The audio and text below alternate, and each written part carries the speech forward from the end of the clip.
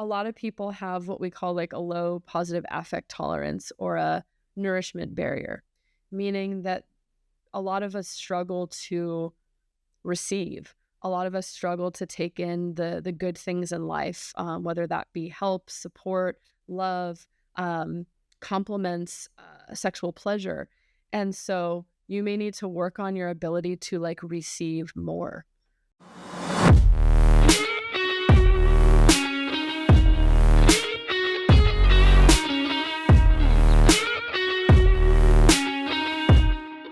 Welcome to the Pleasure Science Podcast, a podcast all about teaching you how to feel healthier and empowered in your sexuality. I am Nadège, and I am so excited because today I am on with Nicoletta Heidegger. Nicoletta is a licensed marriage and family therapist. She is an award-nominated sexologist. She is the host of the top podcast, Sluts and Scholars, and she's someone who went from monogamous to monogamish to an open relationship. So not only is she someone who is obviously a very lovely sex expert, but she walks the walk that she teaches with her clients and her listeners on her podcast. So Nicoletta, welcome to this episode all about non-monogamy. I am so excited to have you here. Hi, I'm so excited to be here and be on the other side of this interview. It is about time that the Pleasure Science Podcast was here. So I'm thrilled to be a guest. And I love you. Thank you. I love you too. Yeah, Nicoletta and I go way back. But you know, something that we always do when we start off this podcast with all the guests, I always ask the same question. And that is, what is your definition of sex? I'm so glad you asked this because I ask this of my clients all the time because, of course, our cultural definition is like P and the V, sex. And not only does that limit all the fun things you can do, but it also limits all the fun that you can have. And it just, there's so many other fun things that can experience pleasure. And so for me, the way I define sex is any act that is pleasurable and consensual. That's it. Yeah. I like love very, that. very broadly, because then that means you can have more of it. It also means that like we're taking sort of penetration off as the like gold standard of what is good sex. That sort of baseball metaphor that like it's only good if you like get it in. And so yeah, for me, it's like anything that is pleasurable, that is consensual. It doesn't even have to involve genitals. It doesn't have to involve another person. We could be calling this sex right now, like stimulating our brain in a pleasurable way. I love that. I mean, I'm down to have some pleasure science sexy time with you over the next hour. I'm so here for that. I love it. Well, and I completely agree with that definition. And I think, you know, that's one of the reasons we start off this podcast with that question, because our definition of sex is holding us back, right? This mainstream definition. And even thinking of what's holding us back, I also think a lot of the ways that we view relationships and with monogamy as the gold standard of either success or failure of a relationship.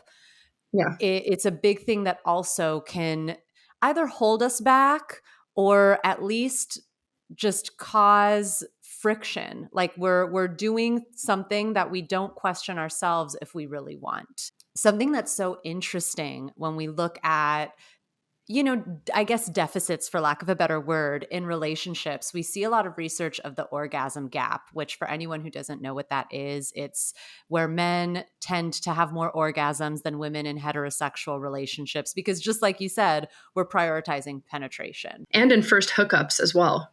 Yeah, exactly. And so there's always these stereotypes. I bring up the orgasm gap because when we're talking about non-monogamy, I feel like a big stereotype is that men want a non-monogamous relationship to have their cake and eat it too, and that's where a lot of non-monogamous relationships start. But I personally see a lot of women and also a lot of queer people kind of spearheading polyamory and ethical non-monogamy. And a big reason why this can happen, I think, is because of the orgasm gap, where we see a lot of people being in a monogamous relationship where they're not sexually fulfilled. And then ethical non-monogamy becomes this option right? Of, oh, maybe I can have sex that is more pleasurable for me. Maybe I can bring more energy to the relationship. And that's something that I've seen in my research. But what do you see as someone who's an expert in this space? Why do people flock to non-monogamy? Yeah, I mean, first I want to preface it by saying that like I also am a fan of monogamy. Like I think when a lot of times people hear that somebody is interested in or practicing non-monogamy, they think that we want to like proselytize everybody to be like, "Oh, this is the way." And if you are like evolved enough that you will find your way to non-monogamy. Like no, I don't believe that. I think monogamy works well for some people and that's great. For me, what's most important is that we don't slide into non-monogamy, but we decide into our relationship structure. And so kind of like what you're talking about with that relationship escalator, most people are taught that monogamy is the only option and it's the best option, which isn't necessarily true because we have an over 60% divorce rate, probably higher by this point, in the US. And so clearly there's something about it that doesn't work for some people. So for me, what it's really about is making sure that people know and get to see and get exposed to all of the options that are out there so they can make an informed choice in terms of what works for them. And, I see some people who like really feel that it's like an orientation that they like are non-monogamous and that is what they need forever. And I see some people who shift into and out of that throughout their life. We see the same thing with like people's sexual interests and sexualities. Like for some people, it feels very like born this way, fluid. And for others, it's not static throughout time. And so in terms of like who I see initiating, I mean, to be honest, I don't have like the numbers for it, but I definitely see desires and requests for it like across the gender spectrum. So it's certainly not just men. And I feel like this kind of fits that stereotype that like men want more sex. Right. And if you're interested in research about that, check out, is it Wednesday Martin, I think? She's been on my podcast. I think I'm saying her name right. Hi, Wen. But I think what that basically the issue with that is that it was based on like old research that was done mostly on like people with penises, because most of sexuality research in the past has been done on men. And so what we, kind of saw with that is people were looking at spontaneous desire as the filter for who wants more sex. And in reality, people with vulvas, people with vaginas, people, gender diverse folks also want sex the same amount, if not more, but the way that their arousal and desire patterns work were not necessarily being measured in those studies. And so to me, I think the same is probably true for non-monogamy, is that between cultural pressures, this like old research that like isn't actually true, and potentially shame and responsive desire and things like that, which we can get into if you want, I think that men might be seen as the people who are most interested, but I really see it like across the spectrum. And one last thing you said that I want to touch on is like, if you're not having good enough or great sex in your partnership, non-monogamy is awesome in some ways because you don't have to rely on one person for all the things. And I do think it's important to make sure you're like addressing whatever that struggle might be with the partner that you would like to open up with, so that you're not outsourcing in a way that feels objectifying, I guess. Yeah, no, that makes total sense. Absolutely. And, you did mention the spontaneous and responsive desire. Do you want to explain quickly what that means for anyone who doesn't understand? Yeah, happy to. This is like my favorite thing to teach clients and people about. So Yay. basically, in short, and I say that in short, I'm a therapist. It's going to be like a 30-minute, explanation probably. So please stop me. But arousal and desire are different experiences for people. So arousal is the body's like unconscious physical response to some kind of stimuli. And that doesn't even mean sexual. It could be like if I jump out and scare you, and your heart starts to race, that means your body is becoming aroused. Your nervous system is turning on. So that's arousal. Desire is more like the head and the heart of like wanting something. And so the thing is, with humans, we can experience desire without arousal, meaning you want this thing, but your body's like not bodying the way you want it to. And we can also experience arousal without desire. We often see this in cases of non consent, where like someone's body can have physical pleasure or arousal demonstrations like wetness, hardness, and orgasm, but that doesn't mean they're wanting the thing. And so the way this relates to spontaneous and responsive is spontaneous desire is sort of like the wind blows and you're like, I could have sex. I have a boner. Like you're like just ready. That doesn't seem like there's maybe anything really leading up to it.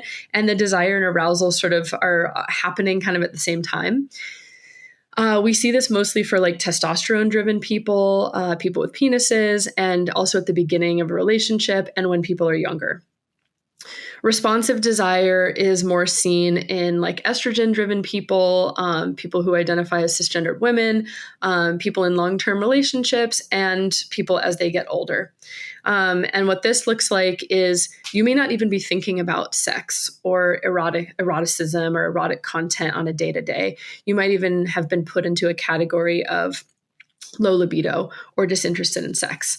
But in reality, you might be someone who needs other things to happen before you can feel desire and before you're open to the idea of getting turned on. And so, what that looks like is you might need to feel a certain way. You might need the house clean. You might need to make sure the kids are asleep. And then you have to sort of make a choice like, are you open to the idea of experiencing desire? Then your mind might do some things like, oh, is the sex worth having? Is it shitty sex? Do I remember that this is good? And then you make a choice. And then once you start engaging in some sort of erotic play, either with yourself or with someone else, that could be listening to erotica, starting to kiss, then as the arousal physically starts to build, then you're like, oh, I remember that I like this. This could be fun. Now I desire sex.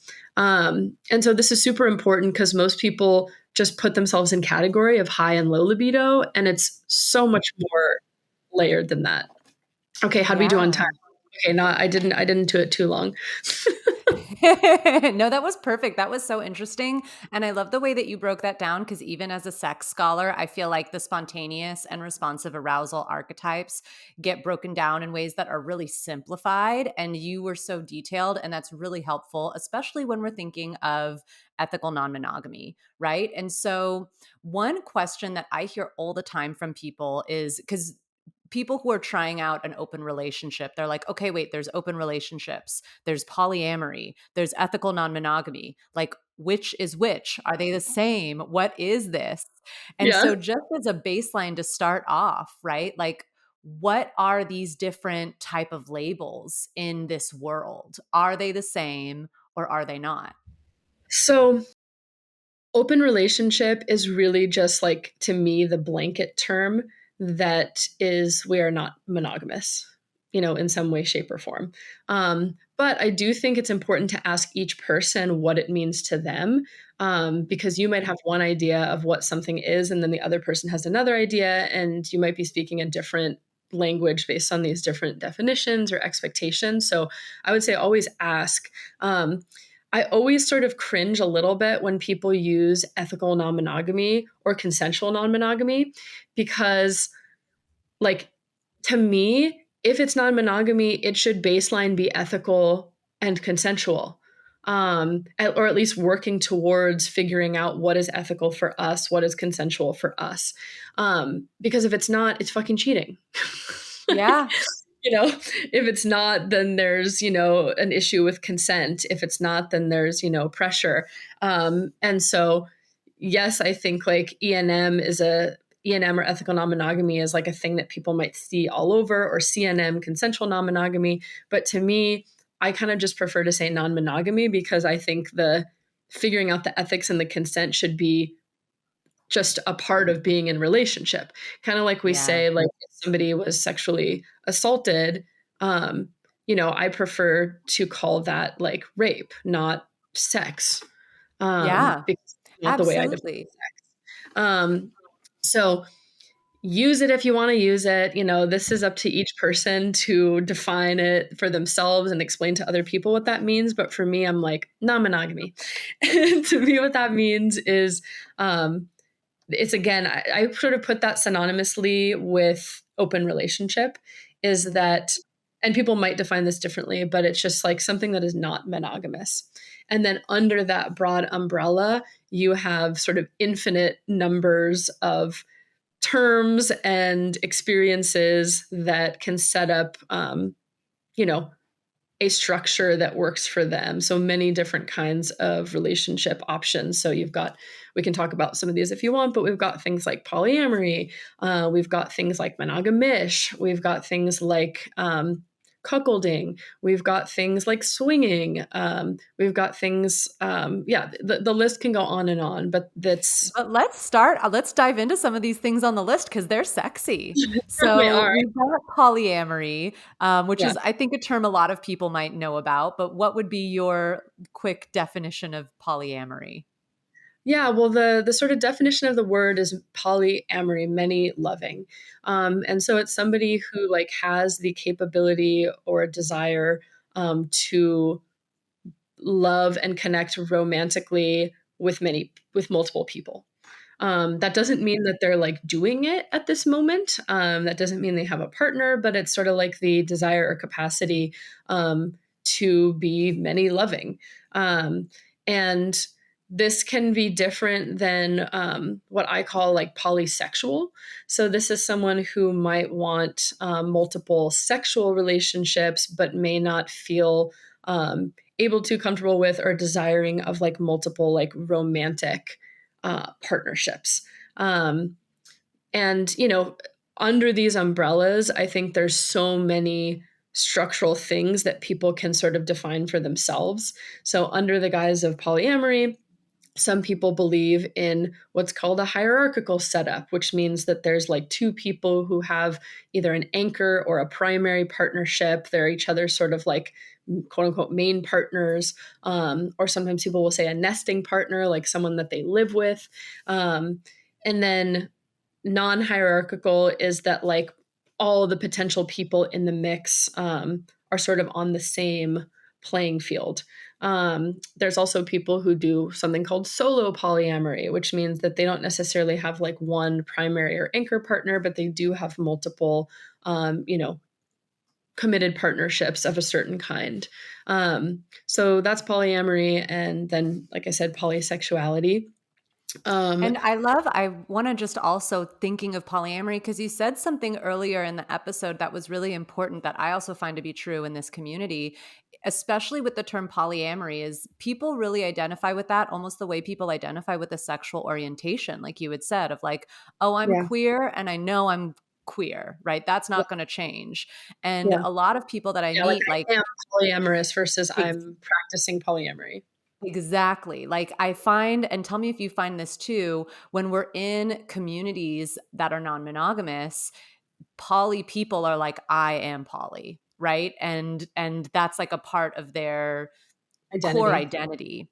And Yeah. for other people, it isn't. But I find with a lot of poly people, it is.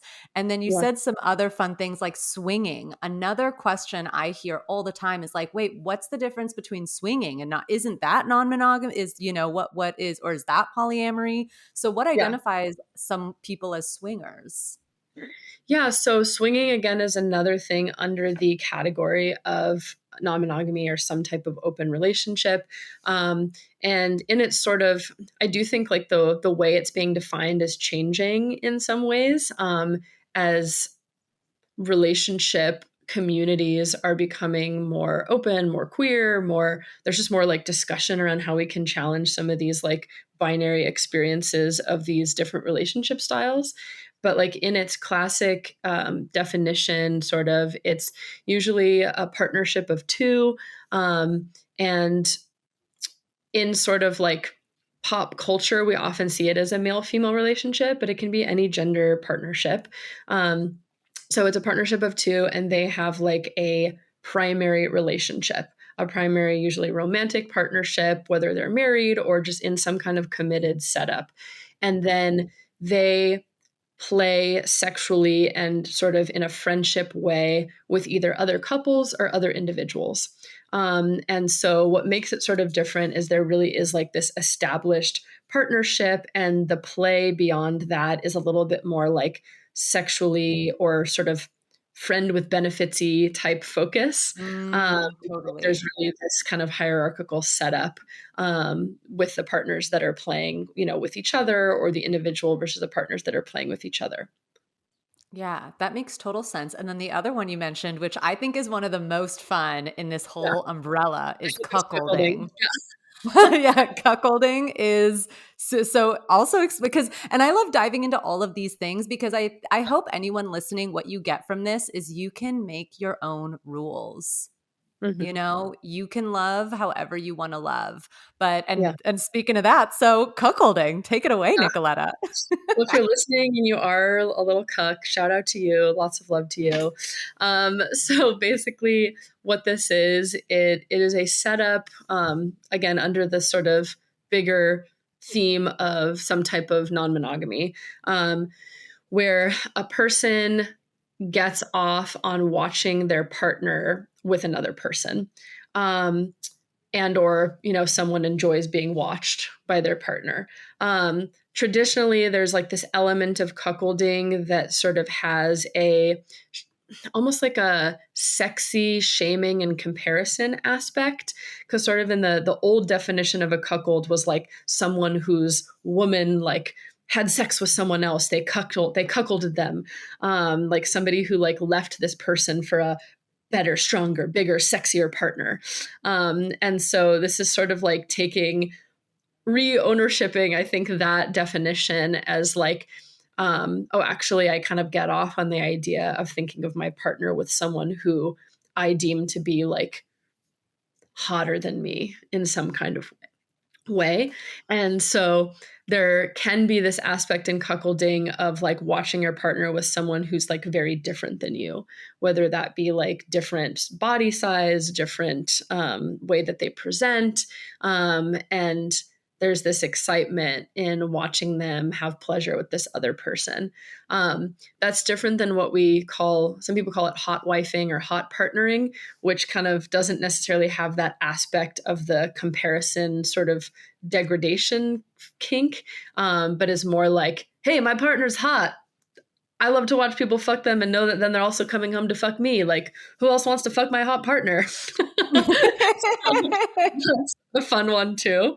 And for people listening who are like, what? I can't believe people do this. Like, again, for me, this is just about you knowing what's out there so that you can make informed choices for yourself. This does not have to be for you. But there are a lot of people who are into it. Yeah, absolutely. I love that don't yuck the yum and keep an open mind little disclaimer because it is so important and there's so many ways that you can have fun. And Yeah. thinking of that, so people who follow pleasure science, like there's a lot of people in my community who are already ethically non-monogamous. And then there's a lot of people who reach out because this is something that they want to explore, whether on their own as a single person or in a long-term relationship. So, Yeah. what are some tips that you would have? And even if you're open to sharing a little bit of your story, because you're someone who has gone through your own journey as well and has had a very Yeah. successful relationship opening things up. So Thank you. that's why I was so excited to have you on this podcast for this episode. So what are some tips that you would give folks? And yeah, feel free to share whatever you're comfortable with your own story. Thank you. Yeah. And just remember, like, my way is not the way, right? This was like the way that worked for me. And similarly, there's no one right way to do non-monogamy. It's really about, collaborating and figuring out what works for you and the people that you're connecting with. And so first I would say do your own fucking work on yourself. Like this any relationship is hard and can bring up things within us that really make us look at ourselves. But I will say that like non-monogamy can often put things into the light where in monogamy, those things might be easier to hide from. And so non-monogamy is sort of like doing a more experiential type of learning on yourself where you're like forced to look at some stuff, whether that be how you self-regulate, self-confidence, your attachment styles. And again, those things can come up in monogamy or all relationship styles, but non-monogamy sort of puts us in situations where there's like more in our face opportunities to be invited into those types of self-work. So, you don't have to be perfect. You don't have to have it all figured out. You don't have to be all healed, whatever that even means, but like do the work, go to therapy, go to somebody who is, non-monogamy affirming and informed as a coach or a therapist, and really work on, these aspects of yourself. If you're with a partner, I would always recommend going to a coach or therapist who specializes in this so you can get community support. Because that's another thing is just, this is still a stigmatized type of relationship, or these are still stigmatized types of relationships. So having community is really key. So yeah, looking at yourself, really making sure that you have and or are building like an awesome toolbox of self-regulatory things, because non-monogamy might dysregulate you in certain ways, which is okay. That doesn't have to be a bad thing, but like knowing that you have people to talk to, a therapist to speak with, tools that help you manage feelings that feel a little bit uncomfortable sometimes. I also think on the other side of this, get ready to like expand your heart and your pleasure potential too. And those things sound like fun and I think on paper fun and easy of like, oh, the good things, I want more room for that. But a lot of people have what we call like a low positive affect tolerance or a nourishment barrier, meaning that a lot of us struggle to receive. A lot of us struggle to take in the good things in life, whether that be help, support, love, compliments, sexual pleasure. And so you may need to work on your ability to like receive more. Mm. Another thing I would say is get a good scheduling planner because you're going to need to get better at managing your time. And as a person with ADHD, like that can add some spice to it Yeah. in a fun way. And it's interesting because I do see a lot of intersection of like, I don't really believe in neurotypicalness. That's a whole nother conversation as like a standardized definition. But I do think people who have more spicy brains, like I do find them being attracted to different kinds of relationships because they think in different ways. Yeah. So do some work on your executive functioning and planning. That could be helpful. Um, and then take some classes, read some books. Like I love the podcast who's on my podcast network, Multi-Amory. They have some great resources and some books. I love a classic book of a friend of ours, Tristan Taormino, Opening Up, is a wonderful book for that. There's like an old classic called Ethical Slut that most people read as like their first entryway one. There's some great ones by a colleague of mine, Kate Laurie, called Open Deeply. So there's so many things out there. You don't have to do it by yourself. So get informed about what kind of relationships there are. Do the work on yourself, and that's an ongoing thing. But make sure you have support, that you're building a toolbox, and do your homework. Yeah, absolutely. And when people do start opening up, what are some things that you've seen as a sex therapist and as a professional in this world that does come up when we start opening up our relationships? Yeah. So again, depending on like what kind of thing it is, sometimes at the initial point, I'll see if someone's in a partnership that one partner is wanting to go faster than the other one, Mm. or not wanting to do it at all. So, that can be something that can be navigated. Absolutely. There are also relationships where one person is monogamous and the other is non-monogamous, and they can work, but it requires a certain amount of like accepting the other person, as they are, and some other details in there too, but it is possible. So yeah, I see that like one person is sort of having to like regulate and sort of slow themselves down, and another is having to like stretch themselves a little bit. And that can be hard when one person is like anxious and excited about it and the other is like feeling triggered. Um, Yeah. Another thing that I see is new relationship energy. So if you've ever been in a new partnership, you know that it can feel really fucking good.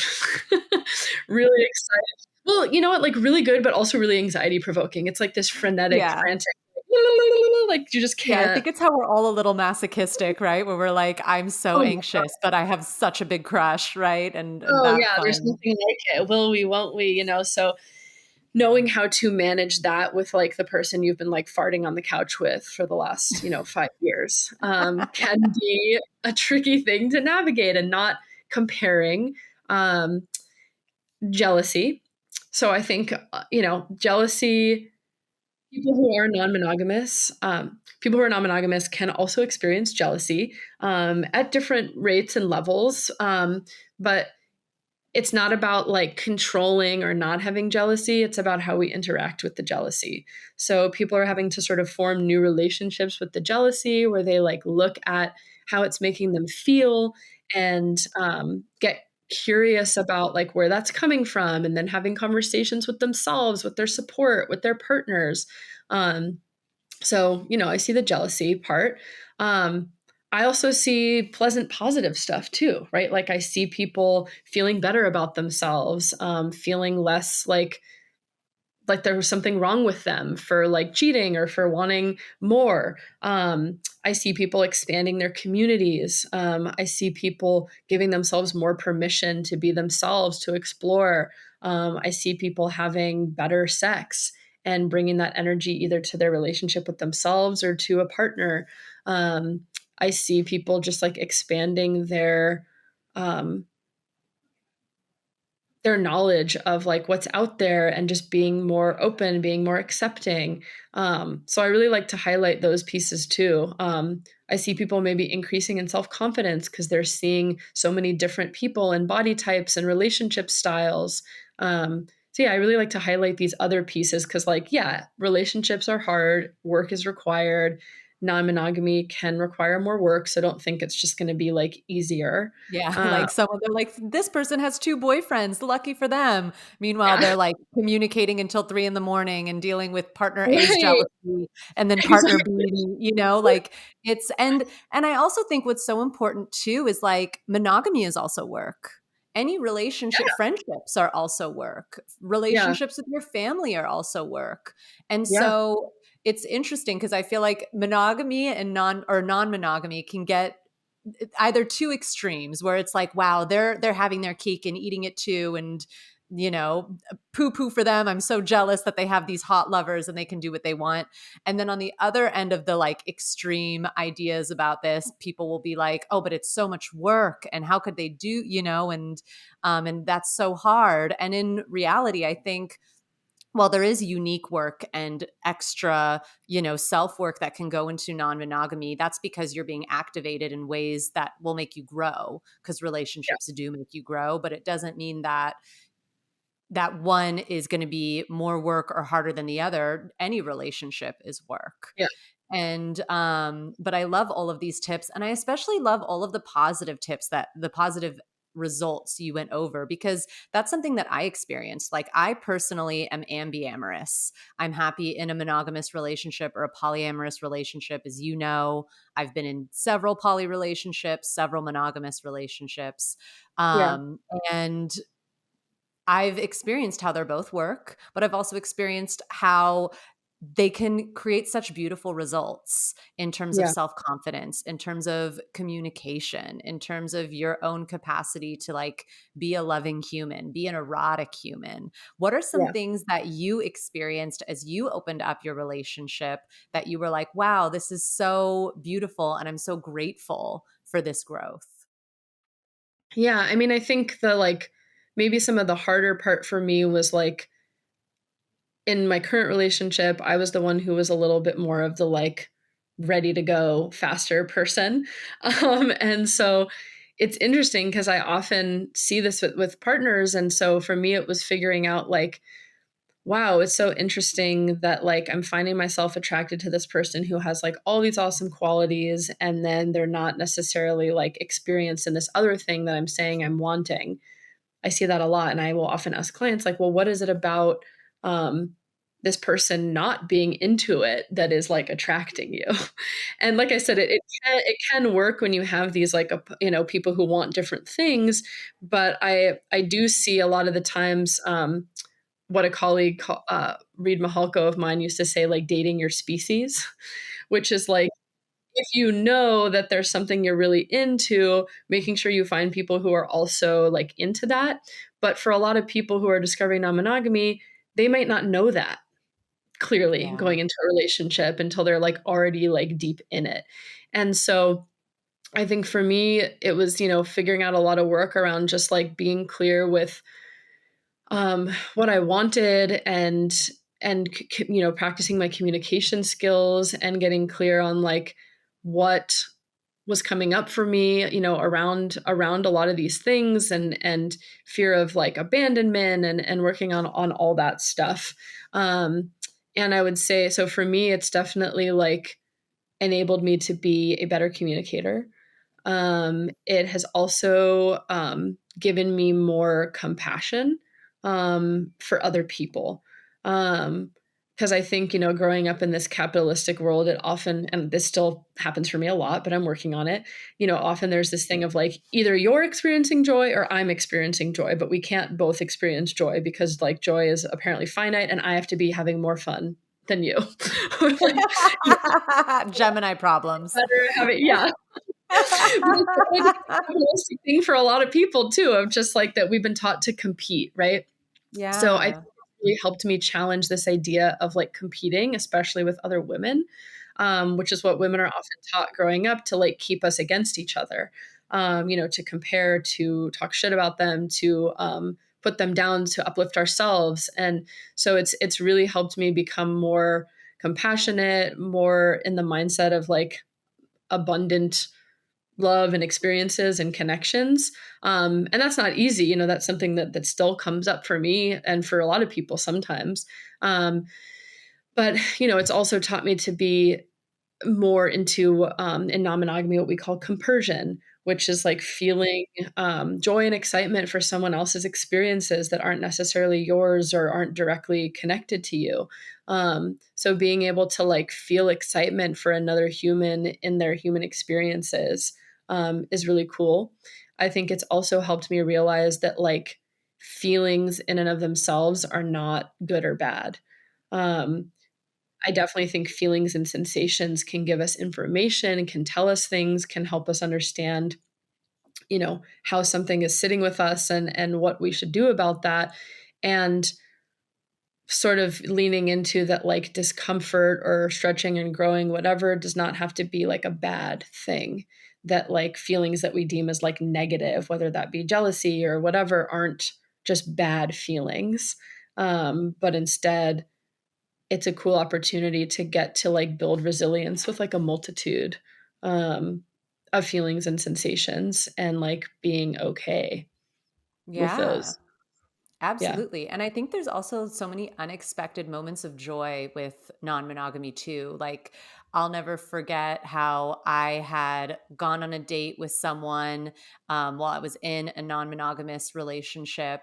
And I went on a date with this person. The date was kind of okay, not anything to write home about, but it really made me appreciate and miss my partner I already had. And I think that's another unexpected, beautiful surprise in ethical non monogamy. Like, there's the fear of, oh, if we open things up, what if my love falls in love with someone else?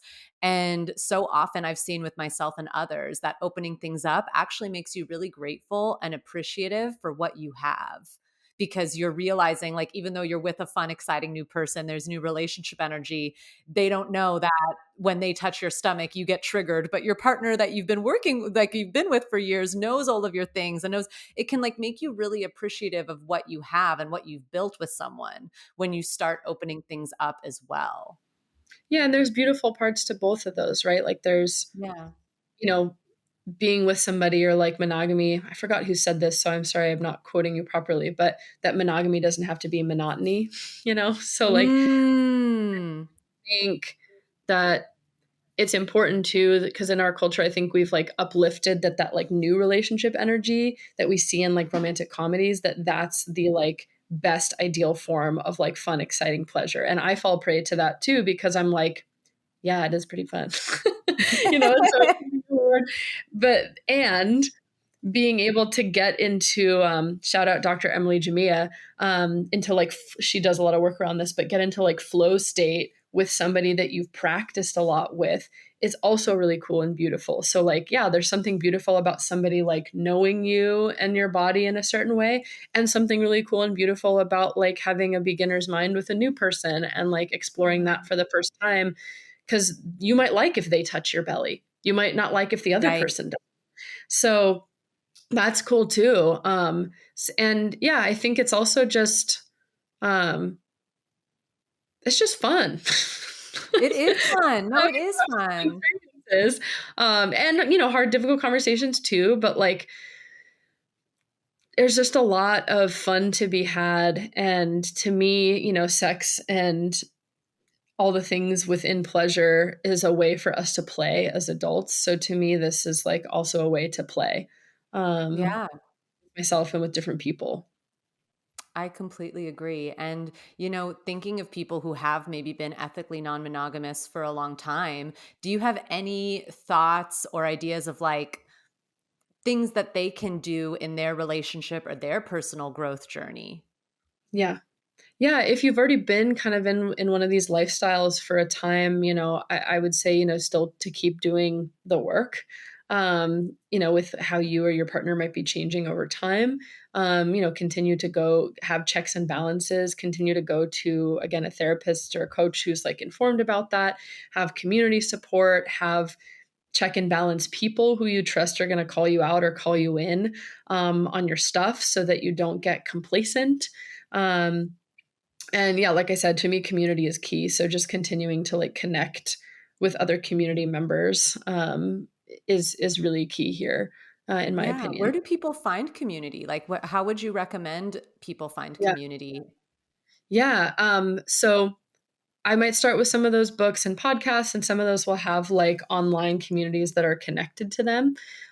Next, there's a lot of apps that will have virtual or in person events or experiences. So, for example, the Plura, formerly I think Bloom app, has like, events, where you are, or at least virtually, if you're in an area that doesn't have a lot of in person events, where you can meet people like that. Um, I don't love their interface, but there's also FetLife. People go on Yeah. there for kink and non-monogamy, and they, show and host a bunch of events. But depending on what city you're in, there's also, people often host things called munches, which are like non-sexual like meetups at a bar or a restaurant where other non-monogamous people will come and hang out. And again, you can find those listed just by searching like munches in my area, for non-monogamy. Like just search the keywords, or going on an app like, like Plura, and things like that to find some. And there's often event spaces in big cities too. Like here in LA, we have things like 910 WeHo, or other places like that where they will have like beginner entry level ones. And check out the classes that people like myself and Nadège put on, because you'll probably also meet people like that in those classes, if it's a similar topic that's exciting for you. Yeah, I love that. And I agree. The Plura app is amazing. And there's a lot of really cool crossover in kink communities and BDSM communities and Yeah. non monogamy communities. And I also find a really cool crossover in queer and transgender communities too. And so, with finding community, like be creative and look at the other parts of your identity, because maybe you'll find poly community through your kinky community, right? Or Right. through your queer community. Yeah. And the field app too could be. Just because you're like in non-monogamy doesn't mean you have to be kinky, or doesn't mean you have to be Yes. queer. And I do find that people who are attracted to these things do become more open-minded. So that's why there is this crossover, because it's already people who are kind of challenging the status quo and like on the fringe of things. So like they're probably into most of the a Yeah. lot of the things, but you don't have to be. No, absolutely. And I bet everyone listening, whether you're poly or non monogamous or monogamous, you know poly people and you may not even realize it. Because what's also Mhm. cool is it's a really big and growing community. And there are so many folks, which is just really wonderful. And I mean, we've covered so many things today, but are there any other elements of this conversation that like you feel are important to share, or anything that's helped you personally in your journey as transitioning from monogamous to non-monogamous? Yeah. I do just want to like normalize that people get to that place or that path in different ways, right? Like I not saying that like cheating quote unquote is a good thing, but like some people do move into quote unquote ethical non-monogamy if they have noticed that they like haven't been able to make monogamy work. And so while maybe you may need to have like repair and do the work around like what made you feel like you couldn't do it in this like, other consensual way, what what did you learn from that? So I do see some people like going into it after there's been a rupture. Um, I see some people going into it because they like were raised in a, more liberal space and they like already knew that there were like options for this, and I see some people getting into it after 40 years of monogamous marriage because they want to spice things up or because one person finally said that they had a desire. So I do just want to like, it's never too late. And I just want to like give permission for like how all the different people like found their way to it. And look, I also know people who like practiced those things and then were more ambiamorous, like you said, who were like, oh, you know what, I actually like found this way back. But another thing I want to name is while you are exploring, sometimes it can be hard not to fetishize and objectify other people. I think because when people are exploring this, they're kind of like, okay, well, what can this do for me? What can non monogamy do for you? And so sometimes I will see people not necessarily doing relational work to like connect with the people that they're having these other potential partnerships or things with, but instead just like objectifying them. So in some circles we call this like unicorn hunting, when like a straight couple is looking for a third and they just like don't really like respect and treat that third person as like a human with their own desires. They're sort of like, "Oh, you're here to just like make our relationship more fun and exciting." And if that person's down to be objectified as a unicorn, like, okay, cool. But, as you're exploring this, because you might be feeling anxious or a little bit overwhelmed, you might not be thinking as compassionately or relationally. So just try to check yourself and make sure that you're not like objectifying, unless they want to be objectified, people, places, things, experiences while you're like trying to make your life more the way you want it. Yeah, absolutely. All humans are humans, right? We have feelings. We're, and I love the idea that like there is no such thing as normal, so everything is normal, right? Mhm. Like including all of the polyamory, all of this beautiful stuff and all of the ways we can fall in love. So, Nicoletta, thank you so much for joining us today. Honestly, you have such a beautiful way of breaking down and normalizing this topic. And that's why I was so excited to have you on. And how can our listeners find out more about you, your work, or work with you if they're interested? Thank you. Yeah, I am a licensed therapist in California, so I do see clients in the state of California, but I also do coaching and consulting and retreats and intensives outside of California. My website is sort of a mouthful, nicoletavheidegger.com. I'll trust you could put it in the show notes, please. Um, so people can find me there. I'm also taking a little bit of a social media break, which has been really nice, but I'm still on there sometimes, and you can find my links on my Instagram at Sluts and Scholars or on my other Instagram, Therapy with Nicoletta. So you can find my websites there to contact me, follow me, join my email list for when I do host events and things like that. And yeah, thank you so much for having me. It's always great to talk about this with you. Yeah. And just like a plug, Nicoletta's events and retreats are amazing. Sometimes we've done them together. Sometimes I've just come as an attendee, and Thank you're just so great at what you do. And your podcast is amazing. I've been a guest on it. Like, after I know everybody is going to binge the Pleasure Science podcast, and then you have to go listen to Sluts and Scholars, right? Because Yeah, why listen to our why stop? episode first. Yeah.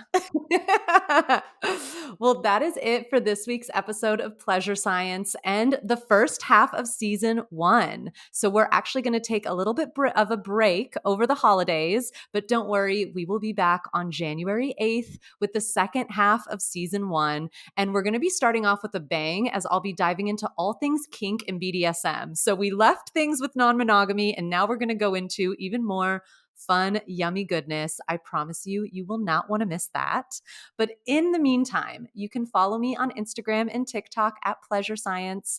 And please remember to subscribe to this podcast wherever you listen. Leave a rating and a review. And don't just do this because I know that you love me and you love Nicoletta and we're amazing. But it's also so important to do this because you're showing the global community that we care about this topic and we want more information like this, and we support sex educators and the sex industry.